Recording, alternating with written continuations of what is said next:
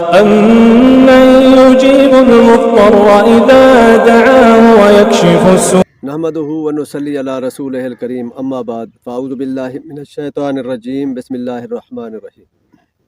السلام علیکم ورحمۃ اللہ وبرکاتہ۔ میں آپ کا دوست مظہر خان، آپ میرا فیس بک پیج اور یوٹیوب چینل دیکھ رہے ہیں۔ دوستو، ہم اللہ کے عاجز بندوں کے لیے اکثر اوقات اپنے محسن کے احسان کا بدلہ اتارنا ممکن نہیں ہوتا،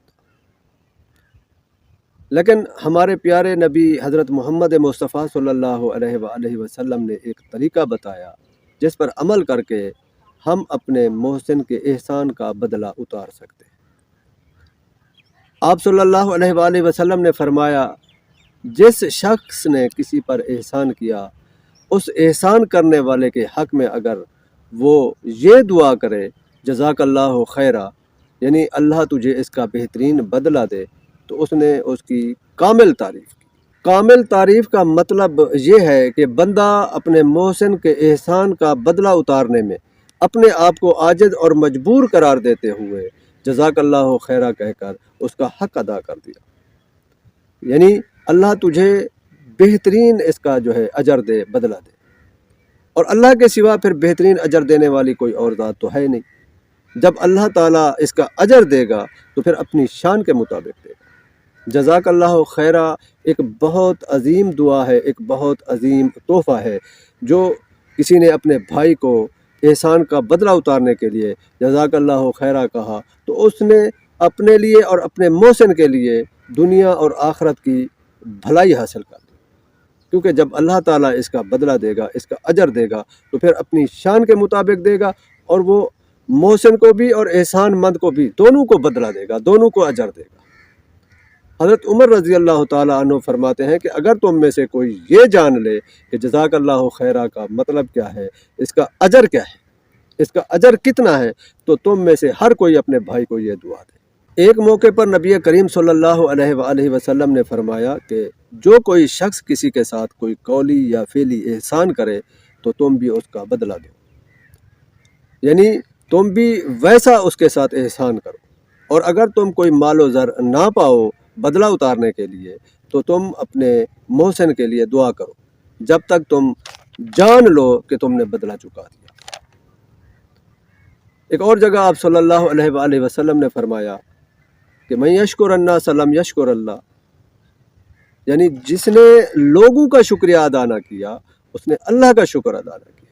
اور قرآن کریم میں اللہ تعالیٰ فرماتے ہیں کہ وَإِذْ تَأَذَّنَ رَبَّكُمْ لَئِنْ شَكَرْتُمْ لَأَزِيدَنَّكُمْ وَلَئِنْ كَفَرْتُمْ إِنَّ عَذَابِي لَشَدِيدٌ، کہ جب تمہارے پروردگار نے تمہیں یہ آگاہ کر دیا کہ تم اگر شکر گزاری کرو گے تو بے شک میں تمہیں بہت زیادہ دوں گا، اور اگر تم ناشکری کرو گے، کفران نعمت کرو گے، تو بے شک میرا عذاب بڑا شدید ہے۔ تو دوستو، جزاک اللہ خیرہ ایک عظیم تحفہ ہے، ایک عظیم دعا ہے۔ اپنے بھائیوں کو یہ اس طرح دعا دیا کریں۔ اگر کوئی آپ کے ساتھ کسی قسم کی کوئی بھلائی کرتا ہے، کوئی خیر خواہی کرتا ہے، تو اگر آپ بدلہ نہیں چکا سکتے، آپ عاجز ہیں، آپ مجبور ہیں کہ اس طرح اس کا بدلہ نہیں چکا سکتے، تو آپ یہ دعا دے کر اس کی کامل تعریف کر دیا کریں، جزاک اللہ خیرہ۔ یہ ایک بہترین دعا ہے۔ لیکن آج کل ہم کیا کرتے ہیں، ہم جزاک اللہ خیرہ کی بجائے تھینکس یا تھینک یو کہہ دیتے ہیں۔ میں اس کو غلط نہیں کہتا، درست ہے، بلکہ بہت اچھا ہے، لیکن وہ اس مسنون عمل کا جو ثواب ہے اس سے رہ جاتے ہیں۔ ایک مسنون عمل کا جو ثواب ہے وہ حاصل نہیں کر پاتے۔ تو اور کچھ لوگ کیا کرتے ہیں، جو دعا دیتے ہیں وہ تھوڑی سی کمی کر دیتے ہیں، جزاک اللہ خیرہ کی بجائے جزاک اللہ کہہ دیتے ہیں۔ بے شک یہ بھی اگرچہ درست ہے، غلط نہیں ہے، لیکن اس میں صرف بدلے کی دعا ہے، محض بدلے کی دعا ہے۔ وہ بدلہ برا بھی ہو سکتا ہے، اچھا بھی ہو سکتا ہے۔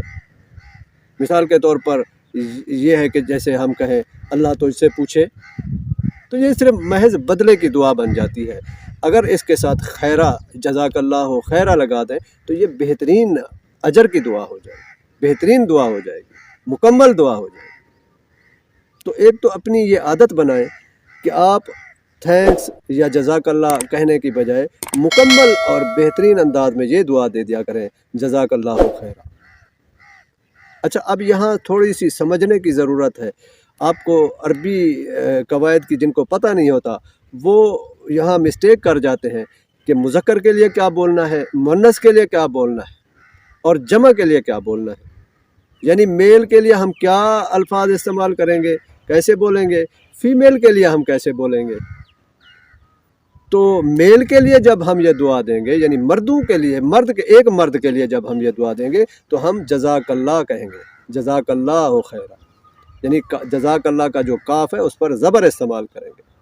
اور جب ہم یہ دعا کسی فیمیل کے لیے، کسی عورت کے لیے بولیں گے تو ہم جزاک اللہ کی بجائے جزاک اللہ بولیں گے، جزاک اللہ خیرہ، یعنی کاف کے نیچے زیر استعمال کریں گے۔